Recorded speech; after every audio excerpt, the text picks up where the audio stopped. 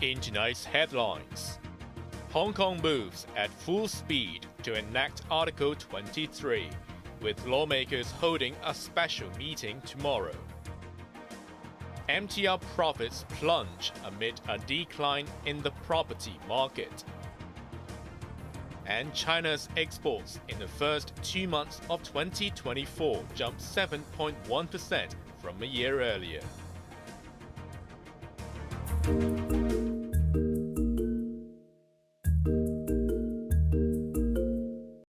Just over 1 week after the public consultation on Article 23 ended, the government has decided to gazette the bill on the domestic national security law tomorrow.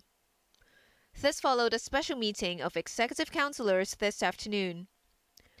Writing to Legislative Council President Andrew Leung, Chief Executive John Lee said the Safeguarding National Security Bill has to be scrutinized at full speed. Lee noted that 98.6% of the submissions received during the month-long consultation were in favor. This, he said, showed that Article 23 has wide support. The city's leader emphasized that early passage of the bill will enable Hong Kong to safeguard national security more effectively and sooner, and allow the focus to switch to economic development. Leung gave the green light for a special LegCo meeting tomorrow morning for the first and second reading of the bill, saying it's because of its genuine and urgent need. The Bills Committee will meet for 4 hours in the afternoon. Today's developments come a day after Vice Premier Ding Xuexiang met SAR delegates during the annual two-sessions gathering in Beijing and pushed for an early nod for Article 23. Janice Low, Cable News.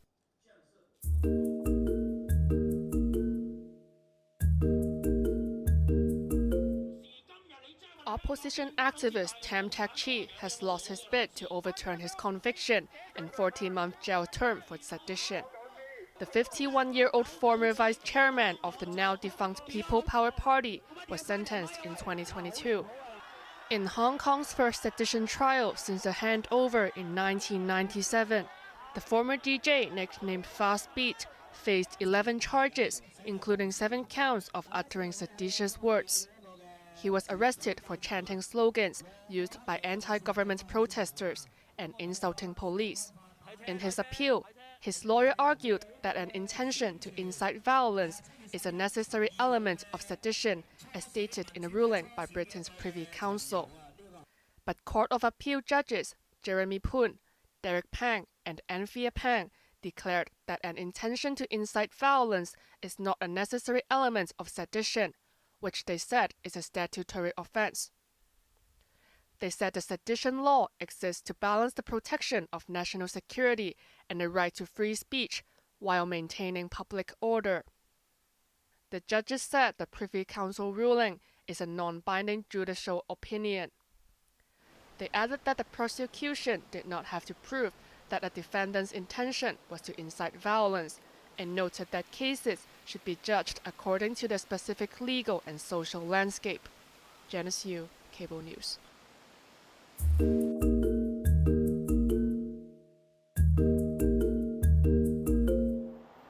Hong Kong's property market downturn has ensnared its only railway operator, which reported a sharp drop in profits. The MTR Corporation posted earnings of $7.8 billion last year, a 21% decrease from 2022. Profit from property development was down 80% to $2.1 billion. Transport operations were in the red again, losing $1.1 billion, despite patronage jumping 25% as cross-border travel resumed. The MTRC announced a final dividend of 89 cents per share, pushing the full-year dividend to $1.31 per share.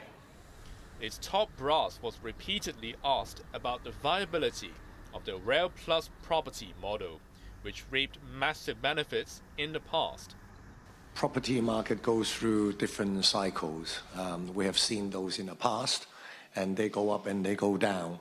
But overall, our R plus P model is a long-term business model involving the design, construction, maintenance, and operation of a railway, and also involves a medium-term development of our property development projects.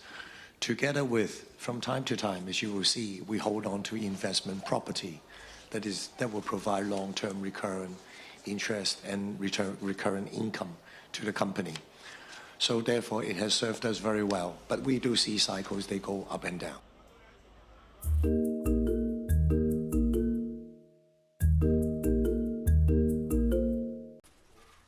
All eyes were on Foreign Minister Wang Yi as he met the press in Beijing on the sidelines of the annual sessions of China's lawmakers and political advisers. During the 90-minute briefing, Wang answered 21 questions which were screened in advance and asked mostly by state media or journalists from countries which have close ties with China. Sino-US relations were uppermost on the minds of most reporters. The leaders of the world's two biggest economies agreed when they met in San Francisco last November to keep working to improve ties. But Wang said Washington has not truly fulfilled its commitment. The US has been devising various tactics to suppress China and kept lengthening its unilateral sanctions list, reaching bewildering levels of unfathomable absurdity. The challenge for the US comes from itself, not from China. If the US is obsessed with suppressing China, it will eventually harm itself. Wang urged the United States to engage in proactive and pragmatic exchanges with Beijing and work with China to get their relations back on track. The foreign minister was also asked if the outlook on unification with Taiwan is bleaker after the candidate from the independence-leaning Democratic Progressive Party won the island's presidential race in January. 选举结果丝毫改变不了台湾是中国一部分的基本事实。 Wang emphasized that the result did not change in the slightest that Taiwan is part of China. He pointed out that over 180 countries and international organizations reaffirmed their commitment to the One China principle. This, Wang said, underlined that One China is the prevailing international consensus. Turning to Gaza, he called for an immediate ceasefire and said it was a disgrace that the world has been unable so far to stop the bloodshed there. Janice Low, Cable News.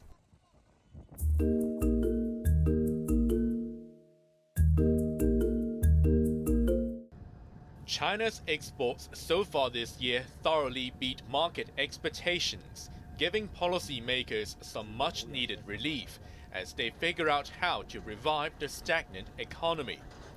Exports for January and February, which are combined to smooth out the impact of the Lunar New Year holiday, rose by 7.1% from a year ago to $528 billion. That marked the third consecutive improvement for outbound shipments after 6 straight months of decline. The gains were the most since April last year and compared to expectations of a 2 to 3% jump from industry surveys. Imports for the first 2 months eclipsed $400 billion, an increase of 3.5% year-on-year, also beating expectations. The trade surplus of $125 billion was well above market forecasts of $104 billion, which was also the same as for the first 2 months of last year. More than one-third of the surplus was derived from the United States, China's largest trading partner by exports. But Beijing is looking elsewhere for growth. Brazil is now the fastest growing market, spiking 33% year-on-year, followed by Vietnam, Indonesia, and India. The rosy figures from the first 2 months of 2024 may be helped by a low base of comparison, as China only scrapped COVID restrictions at the end of 2022.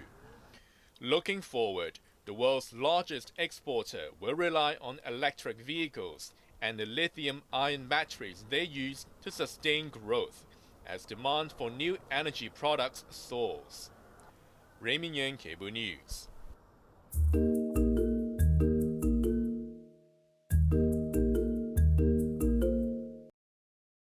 Three crew members, 2 Filipinos and a Vietnamese, were killed when their cargo ship was hit in a Houthi missile attack about 50 nautical miles southwest of the Yemeni port city of Aden. A patrolling Indian warship rescued 20 other people who abandoned their true confidence after the vessel caught fire. 17 crewmen and 3 security guards, all from Asia, were taken to Djibouti. 3 were seriously injured. Their Barbados flagship was sailing to Jeddah in Saudi Arabia from China when it was attacked. Houthi military spokesman Yahya Sari said Yemeni naval forces carried out the attack. The deaths were the first since the Houthis began attacking cargo ships in a show of support for the Palestinians in Gaza.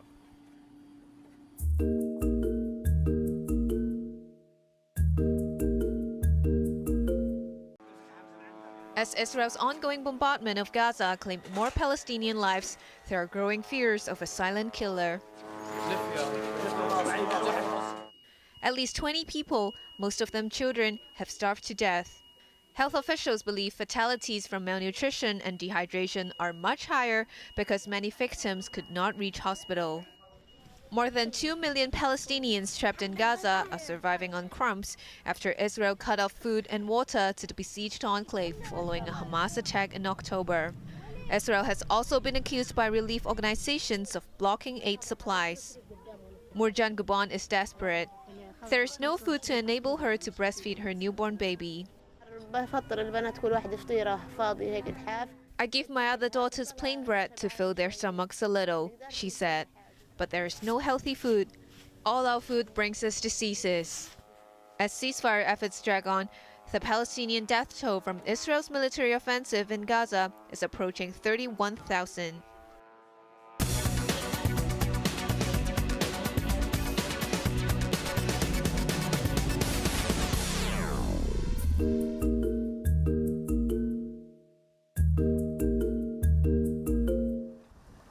Hong Kong stocks fell today on better than expected mainland export data, which dented hopes of fresh stimulus and increased geopolitical tensions. The Hang Seng Index dropped 1.3%.